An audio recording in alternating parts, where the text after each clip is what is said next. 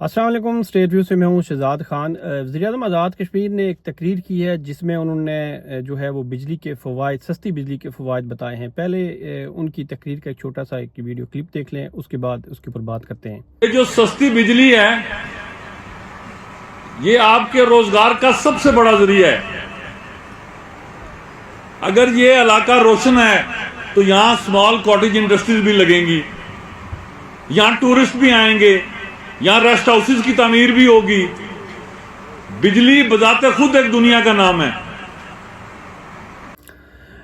وزیر اعظم آزاد کشمیر نے سستی بجلی کے حوالے سے بڑے فوائد بیان کیے ہیں، جس میں ان کا کہنا ہے کہ سستی بجلی اس علاقے کو، یعنی آزاد کشمیر کو جو روشن کیے ہوئے ہے، اسے سمال انڈسٹری بھی لگے گی اور ٹورسٹ بھی آئے گا، ریسٹ ہاؤسز بھی بنیں گے، اور بجلی ایک باضابطہ خود ایک زندگی ہے۔ اور اس کے ساتھ ساتھ انہوں نے بتایا ہے کہ یہ علاقہ جو روشن ہوگا اور اس میں جب سمال انڈسٹری لگے گی تو روزگار کے مواقع پیدا ہوں گے۔ تو جناب وزیر اعظم صاحب، آپ کی شاید یادداشت کم ہے، تبھی آج آپ اس کے فوائد بتا رہے ہیں۔ چند مہینے پہلے، ابھی کچھ ٹائم ہی گزرا ہے، ایک سال بھی نہیں مکمل ہوا، اس سستی بجلی کے حوالے سے لوگوں نے اپنی جانوں کا نذرانہ پیش کیا ہے، اور یہ سوال اس وقت تک آپ کے پیچھے گھومتا رہے گا، ان سوالوں کا آپ کو سامنا کرنا پڑے گا۔ ہاں، اگر آپ نیشنل میڈیا میں بیٹھ کے جھوٹ پر جھوٹ بولیں گے تو اس کا ظاہر ہے ہمارے پاس حل نہیں ہے، لیکن آپ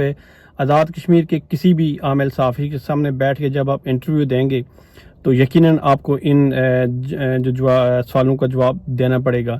مظفر آباد میں کیا ہوا؟ 3 نوجوان اسی بجلی کے ہی کی وجہ سے، جو ان کی 3 نوجوانوں کی جانیں گئیں، ایک پولیس آفیسر کو اپنی جان سے ہاتھ دھونا پڑا، اور عوامی ایکشن کمیٹی کے جو زمرہ ہیں انہوں نے اس کے لیے بھرپور کمپین کی۔ اس وقت آپ کے کان میں جوں تک نہیں رہی اور آپ نے 4 جانوں کو جو ہے وہ ان کی زندگی کو، ان کا خاتمہ کیا، اور آج آپ اپنی تقاریر میں، اپنی محفلوں میں یہ کہتے ہوئے پائے جاتے ہیں کہ سستی بجلی جو ہے وہ ایک نظام زندگی ہے اور اس کے یہ فوائد ہیں۔ تو جناب وزیر اعظم صاحب، اگر آپ کو ان فوائد کے بارے میں علم تھا تو اس نوبت تک آپ کیوں پوچھے کہ مظفر آباد میدان جنگ بن گیا، رینجر وہاں پہ طلب کی گئی، جس کے بعد آپ نے پھر ایک وہاں پہ جھوٹ بولا کہ جناب رینجر تو میں نے بلائی نہیں ہے، حالانکہ آپ نے خط لکھا اور رینجر کو طلب کیا۔ مظفر آباد کے عوام، بلکہ پورے آزاد کشمیر کے عوام کو اور رینجر کو آمنے سامنے لا کے کھڑا کر دیا، اور رینجر کی فائرنگ سے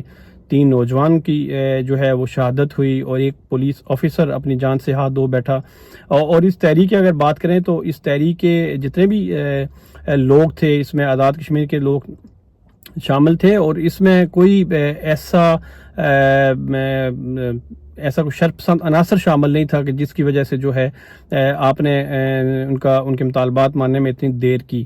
گرمی، سردی، دھوپ، بارش میں یہ لوگ اپنے احتجاج منوانے کے لیے، اپنے جو ہے احتجاج کے لیے وہاں پہ موجود رہے، اور انہوں نے جو ہے نا اپنے مطالبات منائے۔ اور اس میں آج ایک عام آدمی کا فائدہ ہے، یہ عوامی ایکشن کمیٹی کے لوگوں کا فائدہ نہیں ہے، اس میں بلکہ ایک عام آدمی کا فائدہ ہے۔ اس میں آزاد کشمیر کے جتنے بھی لوگ ہیں ڈیفینیٹلی ان کو فائدہ پہنچ رہا ہے، لیکن ایک عام آدمی کو بھی فائدہ پہنچ رہا ہے۔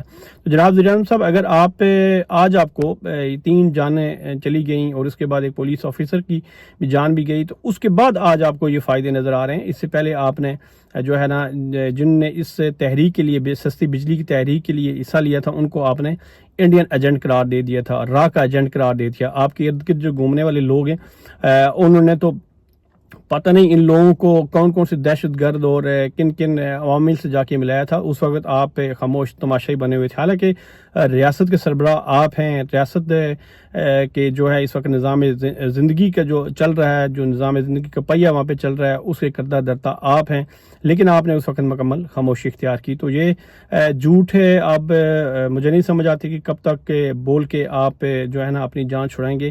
ایک دن آئے گا آپ کو ان سوالوں کے ضرور جواب دینے پڑیں گے۔ بہت شکریہ۔